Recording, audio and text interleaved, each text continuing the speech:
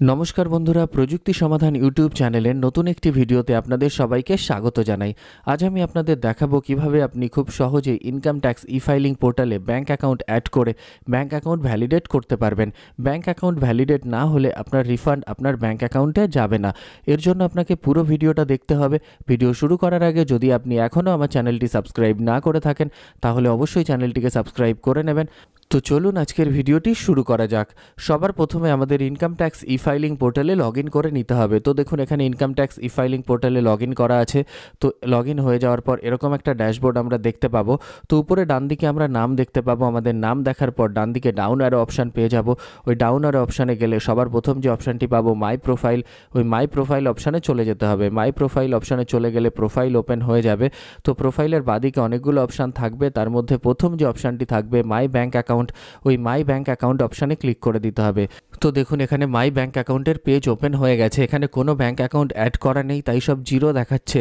তো আমাদের এখানে ব্যাঙ্ক অ্যাকাউন্ট অ্যাড করতে হবে। এর জন্য উপরে ডান দিকে অ্যাড ব্যাঙ্ক অ্যাকাউন্টের অপশান পেয়ে যাব। ওই অ্যাড ব্যাঙ্ক অ্যাকাউন্ট অপশানে ক্লিক করে দিতে হবে। অ্যাড ব্যাঙ্ক অ্যাকাউন্ট অপশানে ক্লিক করে দিলেই এরকম একটা পেজ খুলে যাবে অ্যাড ব্যাঙ্ক অ্যাকাউন্টের। এখানে আমাদেরকে ব্যাঙ্কের ডিটেলস দিয়ে দিতে হবে। সবার প্রথমে আমাদের অ্যাকাউন্ট নাম্বার দিয়ে দিতে হবে, তারপর অ্যাকাউন্ট নাম্বার কনফার্ম করে দিতে হবে, অর্থাৎ আরেকবার অ্যাকাউন্ট নাম্বার দিতে হবে। তার নিচে অ্যাকাউন্ট টাইপ সেভিংস কারেন্ট যা থাকবে সেই অ্যাকাউন্ট টাইপ এখানে সিলেক্ট করে নিতে হবে। তার নিচে অ্যাকাউন্ট হোল্ডার টাইপ সিলেক্ট করে নিতে হবে। সিঙ্গেল হোল্ডিং বা ফার্স্ট হোল্ডিং থাকলে প্রাইমারি করতে হবে, আর সেকেন্ড হোল্ডিং থাকলে জয়েন্ট করতে হবে। তার নিচে আইএফএসসি দিতে হবে। আইএফএস কোড দেওয়ার পর নিচে চলে আসতে হবে। নিচে চলে আসলে এখানে আমাদের দেখাচ্ছে আমরা ব্যাঙ্ক অ্যাকাউন্টটিকে রিফান্ডের জন্য নমিনেট করতে চাই কিনা। যদি নমিনেট করতে চাই তাহলে ইয়েস করতে হবে।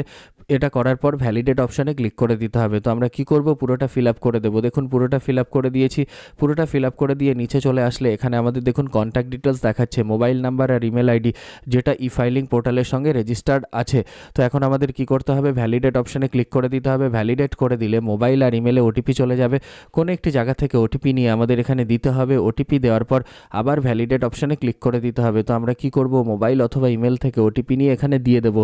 তো দেখুন এখানে ওটিপি দিয়ে দিয়েছি। ওটিপি দেওয়ার পর ভ্যালিডেট করে দিতে হবে। ভ্যালিডেট করে দিলে এখানে দেখাচ্ছে সাবমিটেড সাকসেসফুলি, অর্থাৎ আমরা যে ব্যাঙ্ক অ্যাকাউন্ট ভ্যালিডেটের জন্য দিয়েছি সেই রিকোয়েস্টটা সাবমিট হয়ে গেছে। তো এটাকে আমরা কি করব, এটাকে আমরা ক্লোজ করে দেবো। ক্লোজ করে দিলেই ব্যাঙ্ক অ্যাকাউন্ট এখানে দেখাবে।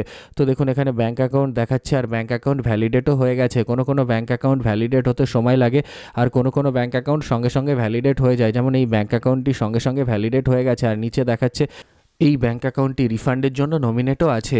তো এভাবেই আমরা খুব সহজেই ই-ফাইলিং পোর্টালে ব্যাঙ্ক অ্যাকাউন্ট অ্যাড করে ব্যাঙ্ক অ্যাকাউন্ট ভ্যালিডেট করতে পারি।